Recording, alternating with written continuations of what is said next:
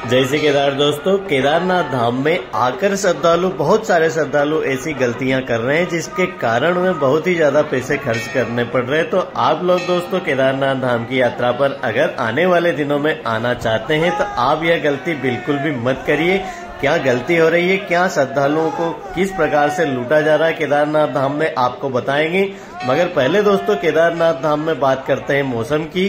तो अभी केदारनाथ धाम में दोस्तों पिछले 6-7 दिनों से लगातार मौसम खराब बना हुआ है, मगर रोजाना दोपहर के बाद में बारिश होती थी। पर आज दोस्तों केदारनाथ धाम में आज है 6 जून और आज केदारनाथ धाम में सुबह से ही बारिश शुरू हो गई है, जो कि यात्रियों की परेशानी का सबब बनी हुई है। दोस्तों कहीं न कहीं जितने भी श्रद्धालु केदारनाथ धाम में फिलहाल आ रहे हैं उन सभी श्रद्धालुओं के लिए यह बारिश एक मुसीबत का सबब बनती है, क्योंकि गौरीकुंड से लेकर केदारनाथ धाम तक जब यात्री ट्रेकिंग करते हुए पहुंचते हैं, बहुत ही ज्यादा थकावट होने के बाद में जब यात्री केदारनाथ धाम में पहुंचते हैं तो ऐसे में फिर से बारिश शुरू हो जाती है, जिसके कारण यात्री भीगते रहते हैं और शाम होते होते यात्रियों की हालत बहुत ही बुरी तरह से खराब हो जाती है। तो ऐसे में यात्री गलती यह कर रहे हैं दोस्तों कि केदारनाथ धाम में आकर सीधे दर्शनों की लाइन में लग जाते हैं।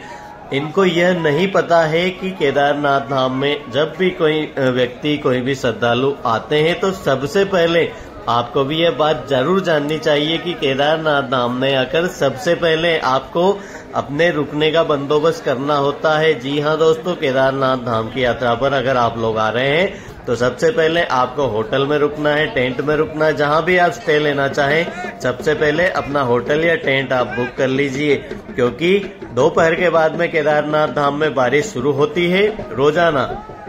और जब दोस्तों केदारनाथ धाम में भीड़ अधिक बढ़ जाती है, जो यात्री होते हैं वह नीचे की ओर नहीं जा सकते जब बारिश होती है। ऐसे में बहुत सारे यात्री नीचे गौरीकुंड की तरफ नहीं जा सकते, क्योंकि लंबा रास्ता है और काफी समय लगता है, करीब 6 से 7 घंटे केदारनाथ धाम से गौरीकुंड पहुंचने में लगते हैं। तो ऐसे में यात्रियों को मजबूरी में केदारनाथ धाम में रुकना ही पड़ता है।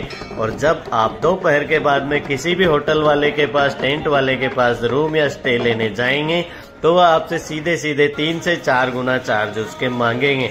जी हाँ दोस्तों, आपको यह गलती बिल्कुल भी नहीं करनी है, क्योंकि दोपहर के बाद में यहाँ के होटल और टेंट के भाव रोजाना बढ़ जाते हैं। मैं कई दिनों से यात्रियों को देख रहा हूँ कि वह सुबह से जब केदारनाथ धाम में पहुंच जाते हैं तो मंदिर दर्शन की लाइन में लग जाते हैं।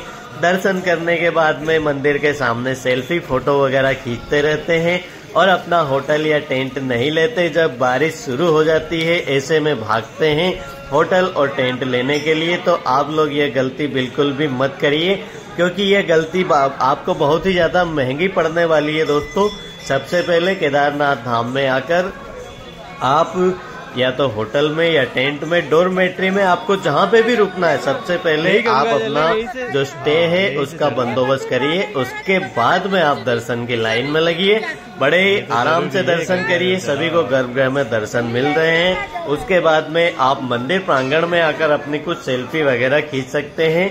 हालांकि दोस्तों मंदिर के आसपास सेल्फी, फोटो, रील्स बनाना प्रतिबंधित है, मगर फिर भी जितने श्रद्धालु केदारनाथ धाम में आ रहे हैं सभी यहाँ पे सेल्फी, फोटो वगैरह क्लिक कर रहे हैं।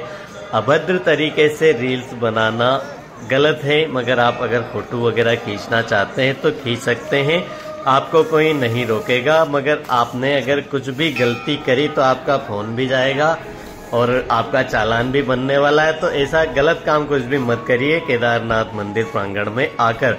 बात करें केदारनाथ धाम में यात्रियों की अभी संख्या कितनी है, तो अभी दोस्तों केदारनाथ धाम में यात्रियों की संख्या फिर से कम हो गई है।